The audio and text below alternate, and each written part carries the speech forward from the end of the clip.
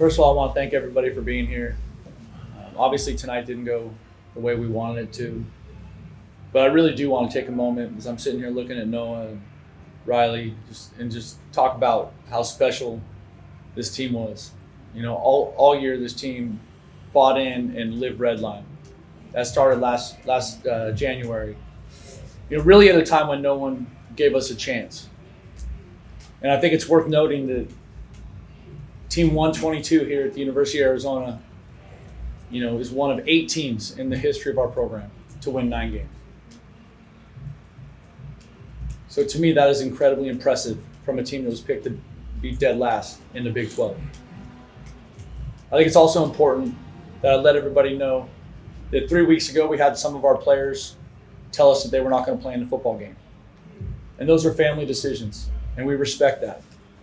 We love those guys. Those guys have made an incredible impact on our program this season and for all the years they've been here at the University of Arizona. And I want to be respectful of that for them and their families. It also gave a chance for some of our younger players to get some real high-level, meaningful reps against a very, very good opponent. And I want to give credit to Coach Lashley and SMU. They played their tails off, and I respect those guys, respect that team. And then for this program now, we got work to do. We got work to do. How do we build on this season?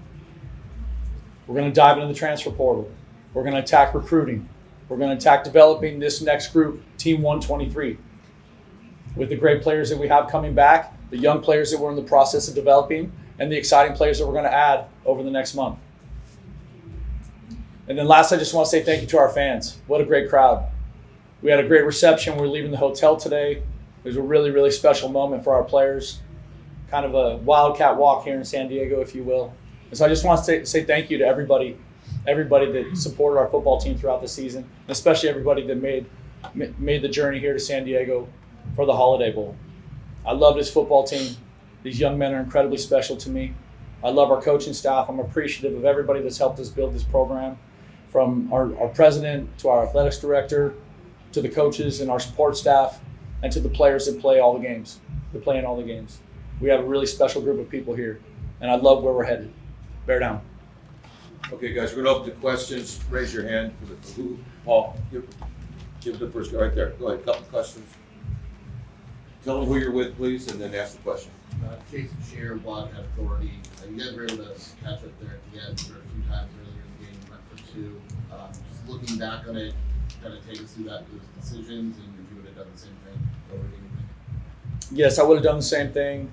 You know, at the time that I went for 2, you know, we were down a lot, right? And so I was like, if we can go for 2, we can reduce the possession we need to tie it. And so, part of that was the conversations we were having on the headset, how I felt about it at the moment, and then also, some of the analytics conversation. Brown, AZ Wildcats Sports. You called the decision for players to opt out a family decision. I'm not sure if you want to add more to that or not, but kind of the flip side of that is that you got to see young players like Coleman Patman and Gavin Hunter kind of give you a preview of what the secondary will look like next year. What do you think about their performance tonight? I think there was some great moments, and I think there's some moments they'd like to be better. You know what I mean? And when I think about Dejon Hinton being out there and Coleman Patman, both those guys are true freshmen. And all year they've sat behind 2 or 3 all Big 12 performers, right? So they didn't get a lot of live reps, and I thought they played their hearts out, and I'm proud of them for that. Here we go, Coach, right in front of you. Jason Burrell, South Bay Black Journal. You're not a man that makes excuses at all. Obviously, you give SMU the credit for their defense and what they've done, but how important was Ty Buchanan to the offense when they went down? Ty Buchanan is an absolute warrior. That is, I'm sure Noah will tell you, or even Riley here, but that's a guy that battled through injury all year, kept choosing to play, chose to play this week, chose to play probably since week 3, maybe. Week one. You want to talk about an absolute warrior, Ty Buchanan. We love that guy, and what a great story, because he played his best football here. He was a 1-year transfer coming over from Texas Tech, and so many times he told all of us that this is the most fun he's ever had playing football. And so he got to be really a really important part of a special journey. And I just wish he could have finished it tonight. Do you want to talk about him, Noah, or Riley, you want to comment on him? Yeah, I love Ty, and I think you can speak for the entire offensive line room. Their selflessness. I told somebody this week, offensive linemen has always been the best people on the football team. But you go back to talk about Ty and just continuing to choose to play for us. Everything he does, fighting through injuries, barely practicing, just trying to get to games to play for us and protect me. I owe my life to my offensive line and Ty Buchanan. Coach, Dennis Friedman, News for Us Online. Coach, what was the turning point in your opinion of the game?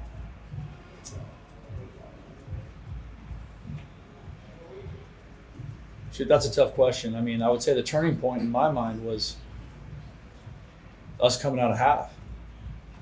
You know what I mean? Like we made it a game in that second half. You know, like one of the things I told the team is that the truth is we didn't play well enough in the first half to win it. You know, and that starts with me. But I love the way this team responded. I love the heart and the fight in this team. And to get back in it the way they did, the throws this guy made at the end of the game, incredible. You know, I don't know how often a rushing outside linebacker gets 2 interceptions in a game, one of them on a tip ball 25 yards downfield. But talk about fight. I'm proud of this team. I'm disappointed and pissed off about tonight, but I'm not going to let that wreck how I feel about Team 122. Hang on, Derek in the back, and then right over here. Derek, go ahead. Riley, you see kind of on your face. This is how you feel about this. Halftime, you got 24-11. Okay. Okay, he's got a little cough there. Okay, go ahead. Right here in the back, right there. Who you're with, please. All right, for Noah, obviously the season didn't end the way that you wanted it to. How would you summarize the season, and how do you feel about the program moving forward? Yeah, it's for sure it didn't finish how we wanted it to. But I love this team, and this probably I'll be one of those guys that say this is the most fun I had playing football.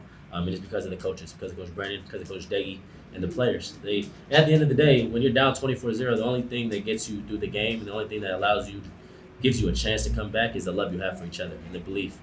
We knew that we had 30 minutes to play for each other, and that's what we did. And obviously, tonight didn't go as expected, but I wouldn't trade it for anything else. I love this team.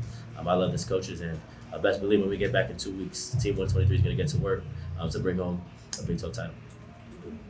Right, just said All Sports Tucson. Riley, can you talk about the defensive adjustments you guys were able to make going into the second half? You were able to shut out SMU in the second half there. I think schematically, nothing changed. It was just more of our mentality and just sticking to our fundamentals. Coach G just really emphasized just better tackling and obviously just us forcing turnovers to give our offense the opportunity to put some points up. Coach. Justin Spears from Tucson.com. So, Coach, obviously you guys haven't checked social media, but a lot of Arizona fans are upset about those guys' decision to opt out. Are any Arizona fans who are feeling a certain type of way about those guys? What do you tell them, and how do you reflect on those guys' time in Tucson? I love those guys. I mean, Dalton, Stooks, Genesis, the plays they made for this football team during their careers here, specifically the plays they made for this football team this season, they were incredible. And I understand people being frustrated, and I can't expect people on the outside world to have a clear understanding about how all these things move in the current era of college football. But those guys are incredible Wildcats, and those guys they were amazing leaders for this program in their time here. They chose to stay when the entire world tried to lure them away with money and all kinds of stuff, and they chose the U of A, and they chose to finish their careers here. And I understand people being disappointed, but I love those three guys. Riley, can you add to what it was like playing alongside those guys this year? Man, it was a blessing for me to come in and join a group that was just a brotherhood, a band of brotherhood. You know, they're the three-headed dragon. You know, getting to play with them and hang out with them off the field was just a blessing every day and a joy and just a dream come true to play with guys of that caliber as well. 2 more questions. Derek in the back, and then one more, and then for guys. Go ahead, Derek. Water's a wonderful thing. For both players, at halftime, you guys are down 24-11. The game from the outside kind of feels like it doesn't mean a whole lot. Why was it important for guys to put out and then put together a comeback and try to come out and put it on the line and try to win the season? Redline. That's what this program's built off of, and Coach B and this whole staff has done a great job of establishing that foundation. And for us, that is just what we rely on. And coming in at halftime, the staff is just implementing that red line. So for us just to, obviously it didn't end the way we wanted, but you got to see the spark and the foundation of this team is just, it's amazing. And for next year, carrying into that, red line's going to be the exact same standard. And it's just going to increase with Coach B in Arizona football. It's going to be absolutely scary next year. And unfortunately, I won't be there, but I'm going to be really happy this time next year, that's for sure. Okay, gentlemen, we'll let the players go. You have an important question? All right, fire away. Go ahead. One last question. Better be a good one. All right, here we go. All the pressure on you. All right, so Chris Brown, AZ Bandcast Sports, Bandcats in the name. SMU's band is playing into plays a lot of times. Did you guys hear that? Was that a distraction at all? Did you guys say anything to the officials? Just is that at all something that had an impact on the game time?